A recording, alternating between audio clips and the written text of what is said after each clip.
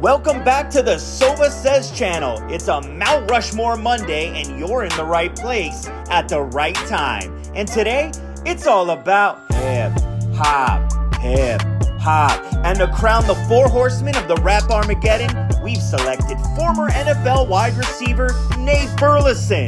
Now that Nate B has taken his toe drag swag into the next chapter of his career, he's gone from scorching DBs to the NFL on CBS highlights he oversees. A master of the mornings, Nate rises like the sun in the east, but when the situation calls, he can still rip a beat like a beast.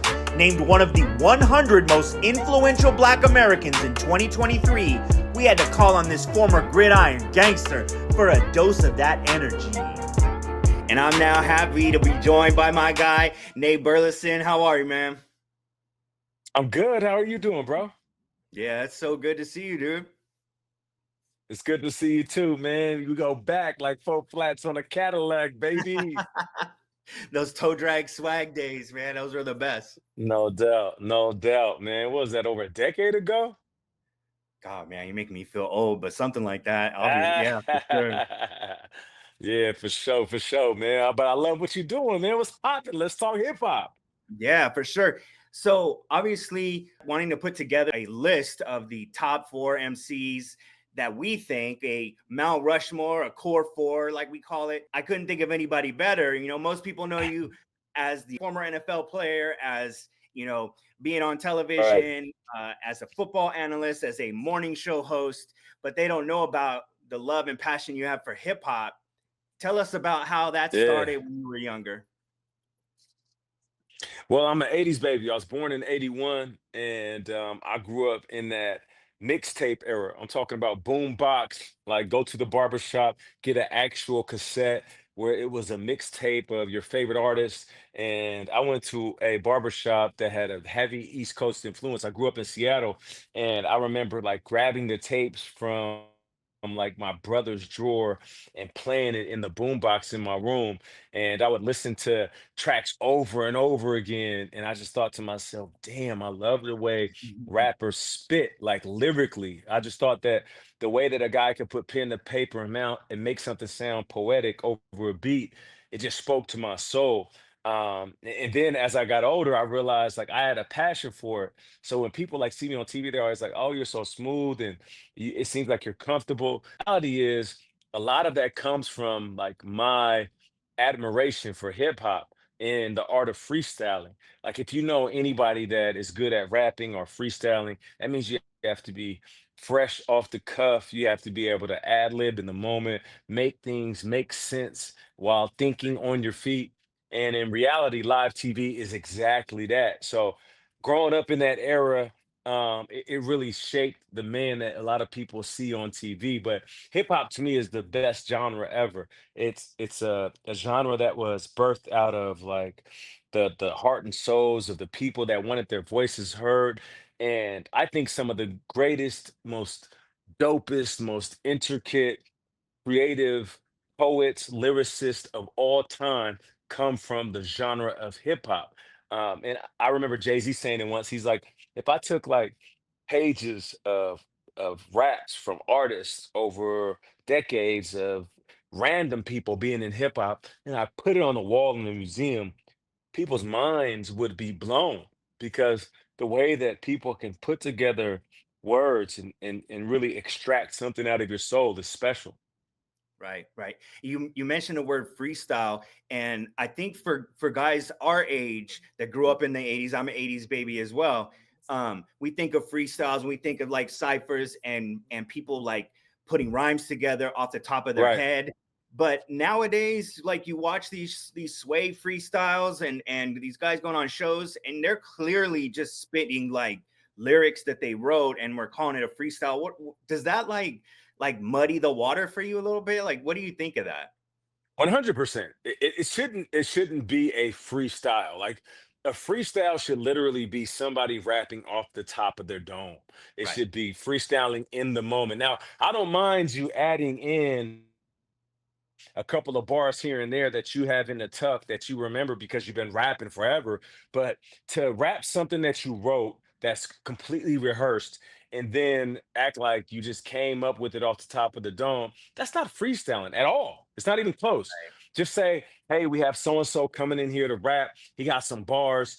But calling it a freestyle is disrespectful. Now, I know this is like a, a, a chat about hip hop, but like I'm gonna bring up a guy that isn't looked at as like true hip hop, but like someone I can respect for actually freestyling, and it makes me smile. But I just respect the fact that this guy is just showing up and just rapping. Is Riff Raff. Riff Raff just be rapping. I don't know Right. if you are familiar with him, but like he'll get up there and people are like they're mad at him because they're like, oh, he's just rhyming words together. But the reality is like if you're freestyling, you're literally coming up with it off the top of your head. But there are artists out there that are some of the illest. I mentioned Riff Raff, a little bit of a joke, not to call him a joke, but just a little bit of a Right. joke saying he shows up every time unprepared. Another guy that is one of the dopest freestylers of all time, King Los. I don't know if you're familiar with him. He's from Baltimore. King Yep. Los is a phenomenal rapper. He's a phenomenal writer in general. Hmm. But if you gave him a beat and was just like throw him some words or rap about what's in the room, King Los is going to tear the house down. Love it. Okay, so let's do what we came to do here, and let's put together your Mount Rushmore of MCs. Now, since it's your list and your list only, in comment section you can fire off your own list, but this is Nate's list, no hate. And Nate, you have your own rules. So however you chose to put together these four, whether these are just the four dopest MCs, lyricists, or my list is I actually chose a one person from each corner of the country. So a West Coast artist, Ah, okay, East Coast okay. artist, down south and up north. Mm, That's just how I did mine, just to kind of honor okay, the music of each region. But I like that. your complete list, and let's start with who's the first person that's going up on your Mount Rushmore of hip hop. Yeah, for everybody in the comments, you can hate. I don't care. Like, holla at me at Nate Burleson on IG and Twitter. You know what I'm saying? Let's talk. I'm a hip hop head, so I don't mind like the actual conversation around like my Mount Rushmore. All right, so I'm gonna put together my list.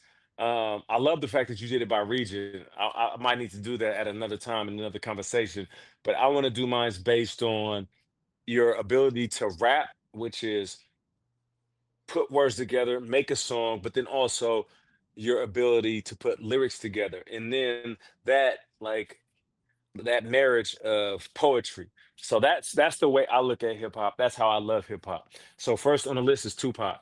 And now most people will argue that Tupac isn't the most lyrical rapper, but who cares? For me, Tupac is one of the greatest poets of all time. And I'm not even talking about just in hip hop. The way that he was able to write and connect with his own soul and then speak to other people's soul, it was incredible. And then his work ethic, and some would say he saw his own demise coming, so he wanted to get in the studio and just record and record and record. So I respect that. You know, whether he had a premonition that he was going to die at an early age, or he just loved to be in the studio. Either way, he gave us a lot to listen to at a very young age. So I love Tupac. So I'm gonna give him the number one spot, and that's no West Coast bias. After that, I'm going Jay Z number two.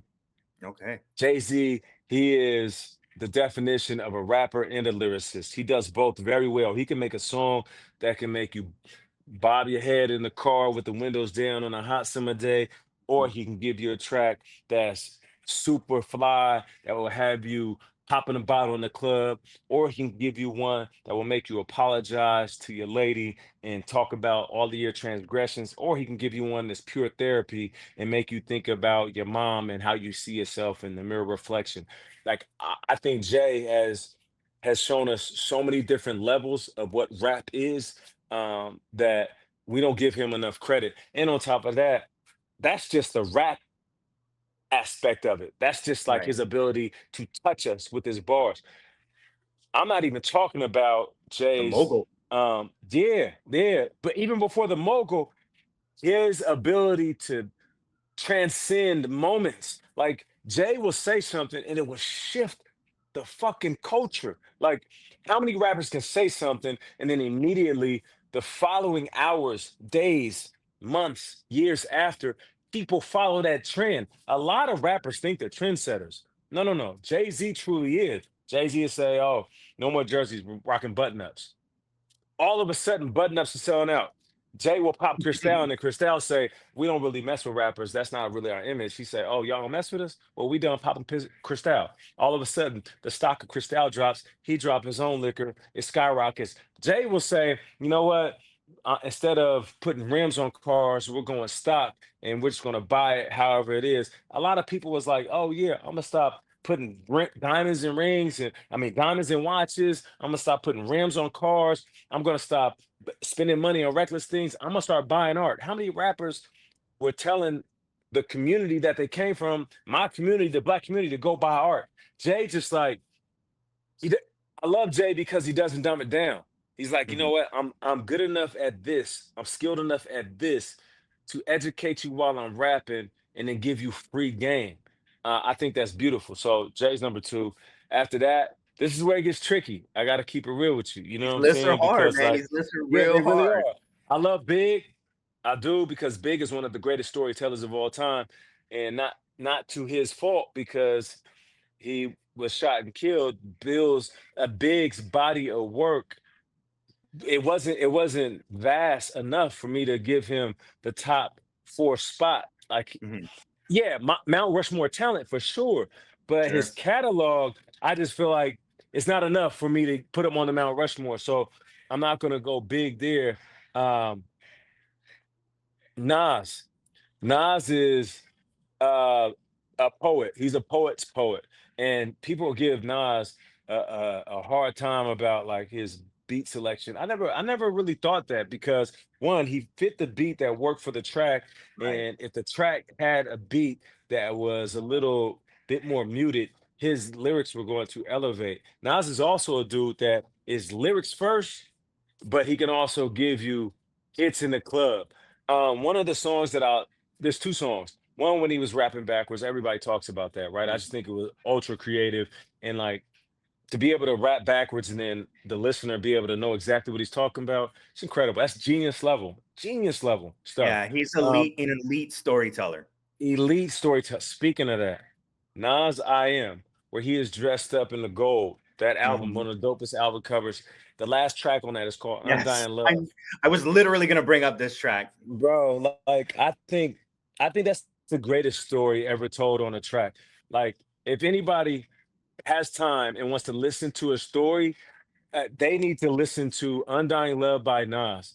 He will have every moment in that story sitting in your brain. It's like a big screen, like you're watching a movie and you are there. Forget about listening to it and be like, oh, that's a dope ass song. Oh, I get the whole Thought you thing. loved Thematically, that's me. fire. No, no, I no. thought you You cared are for me. there. Come on, bro. Like that, that track is one of the Yep. I think that's one of the most underrated, underappreciated tracks of all time. So, Undying Love, just like that says enough about my love for Nas. And then lastly, number four, I'm going with somebody out of Detroit, and people will assume because I played for the Detroit Lions. I love Detroit hip hop. I'm going to say Eminem. I love Eminem.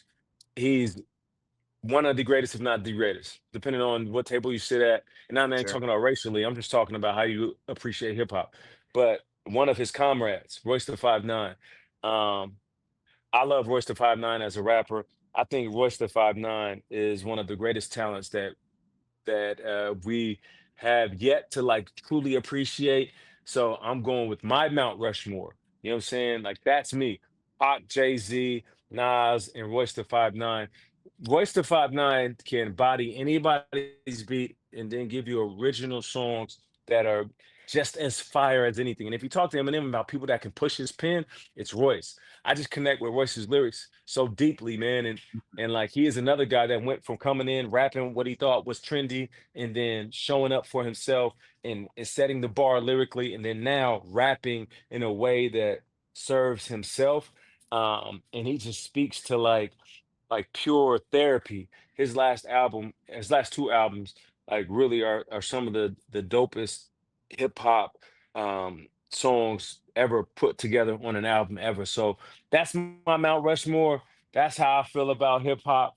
Of course, it's very difficult because like spots 5 through 10 could Sure. easily interchange with 1 through 4.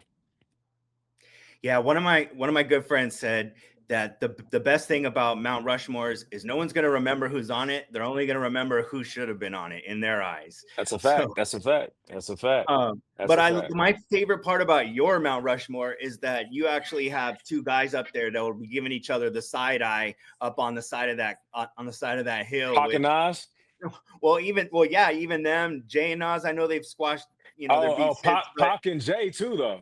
yeah, there's gonna be like. Pac and Jay, they used to do the whole, like, I think Pac called Jay Hawaiian Silky fame at one point because he was wearing like the Hawaiian Silky shirts and rapping fast, and Pac Mhm. was really on Jay-Z's neck.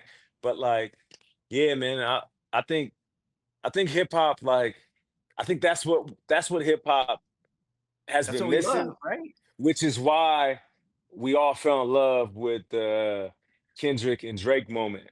You know what I Right. mean? Like, let me say this. Like, for those that want to dog Drake, a historic run. And I'm not saying his run is over. I'm just saying historic run. You can't deny the dude is a For sure. incredible song maker, a great rapper. Whether he has had help writing lyrics or not, Drake is one of the greatest rappers of all time. Period. He's in my top 10. I don't know where I would put him, but he's in my top 10 for sure. Um, and then Kendrick just like going back to the essence and being like, nah, this isn't a friendly sport. This is a contact sport. J. Cole, you want this smoke? And J. Cole's like, Nope. I'm good. Like, and it's not even like a sucker move. I think J. Cole was like, damn, I know these dudes. This shit about to get real personal, real ugly. And like, I'm trying to protect my peace, the energy and the people around me, whether it's him, his lady, his inner circle. And he's like, I'm out. And given the content that them dudes is rapping about, he made the right decision. You know what I'm saying? Now, Yeah. give it up for Kendrick though. Like, Kendrick might be in my top 10 now that I think about it because like Definitely Kendrick mine. is something special. He's something special. Like, yeah, man, I can appreciate what Kendrick did over the last. He unearthed and extracted the fossils of hip hop, like the core of the soul of hip hop out of the earth. It was like, oh, y'all forgot that this was like a urban exchange. I'm talking about like a corner conversation. This was you versus me. I don't like you, you don't like me, or I like you, you don't like me, but I know I'm better. You think I'm let's go. Kendrick brought that to the forefront. And to be honest, it was lightweight and uncomfortable for a lot of people that weren't really familiar with the origins of hip hop. But the reality is, I think Kendrick, he really revived like the true essence of what hip hop is, because it was lacking in that space. It was all about searching for commercial hits and collaborations and everybody's buddy and friendly. Nah, it's not like that, man. It's not like that. Hip hop should be competitive. I know I spoke earlier about my Mount Rushmore list, my core four being a one person from each region. M takes my spot up north. Just to watch him evolve over the years, starting as just kind of the guy with the when he initially came out with the funny punchlines and kind of a humorous take, even though it could get morbid and a little weird at times. Weird. Yeah, yeah. He's literally evolved into the entendre god. Like the things that he's saying now, like especially in these last two songs with Jid. I mean, he's pulling out triple and quadruple entendres. I mean, one after another, and he's just only seems to be getting better. I mean, he must just be reading 1,000 books a year. I mean, Yeah, and it's he's cadence and rhythm, and I think as a student of hip hop, you have to respect that like M is gonna give us like the purest and the highest level of like what hip hop is. He's a master class of putting songs together. yeah. And so the other name that this is my goat is Nas. When we talked about being the storyteller, I mean the album's going all the way back to Illmatic, obviously. That would probably be the one album on an island for the rest of your life, and you took one album with you. I'm taking Illmatic with me. Like that. Yeah. That's low. As far as the other two regions, in the South for me was a no brainer. Andre Lil 3000. Wayne. Oh, Andre. Andre. Okay, I Yeah, like that. Even with I the know. limited amount, listen, like Andre lyrically is elite. Elite. But it's like, this is how I look at it.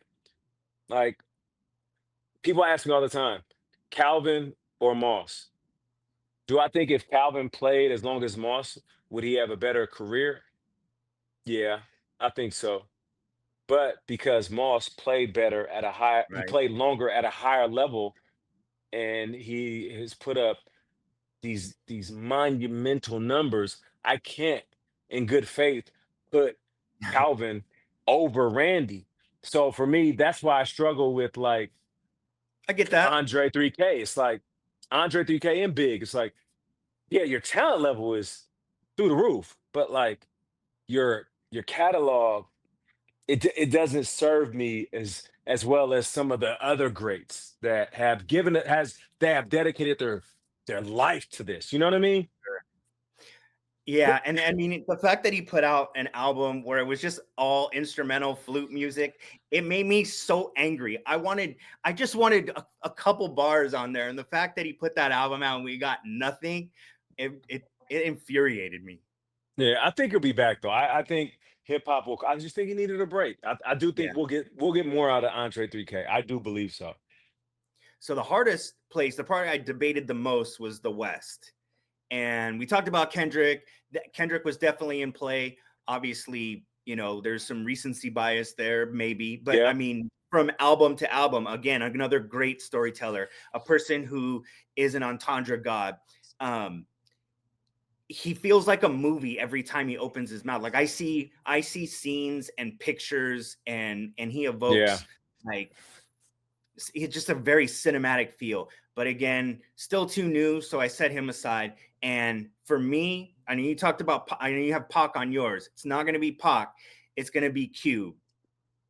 And if you look Respect at that. Cube, what Cube did coming up with NWA and really starting that movement and introducing a different form of hip hop. NWA obviously, was a whole new sound and did what they did. They were a movement, they were a political movement. Cube then he's the only guy to then put together a diss track dissing all those guys that Yeah. he used to be boys with, No Vaseline, and like 3 albums, maybe even 4 if you count Lethal Injection, from America's Most Wanted to Death Certificate to Predator, then Lethal Injection. I No mean, doubt. those were And then just, the West Side Connection and all, like and then he kept exactly, cooking. yep, and then to build up another group into a super group like West Side Connect, and then to have his own renaissance after again leaving them, and his body of work is insane, and what he's meant to the genre, and That's to a the good point. coast. That's valid. That's So valid. for me, it's gonna be Cube. That's valid. That's valid. I respect that. And I know Cube, like I've met him a few times, but like I respect that 100%. Yeah, so many good songs just on like 90s soundtracks. Remember how great 90s soundtracks used to be? Come on, bro. Like the soundtracks, you go buy them joints, play them joints in your car. Oh my Forever. goodness. What a time to be alive. All right, so let's just recap here. I'm going Pac, J, Nas, Royce. Oh, okay. Yeah, yeah. Because I listen. I'm also, we used to work in TV together. I also got to Sure. give some people to argue about. I want people to argue with me. Tell me that Royce the 5'9" isn't one of the greatest rappers ever. So yeah, so that's my list. My list, my personal list. Nate Burleson for the full recap. I'm going Tupac, Jay Z, Nas, and Royce the 5'9" as the 4 greatest rappers of all time. Wow. You heard it here first. Nate, thank you so much for joining us, man. My This guy, has been an awesome anytime, bro. conversation. And I am a West Coast guy, so shout out to the West Coast. You know what I'm saying? Yeah. Throw it up, throw it up. Yes, sir. Hey.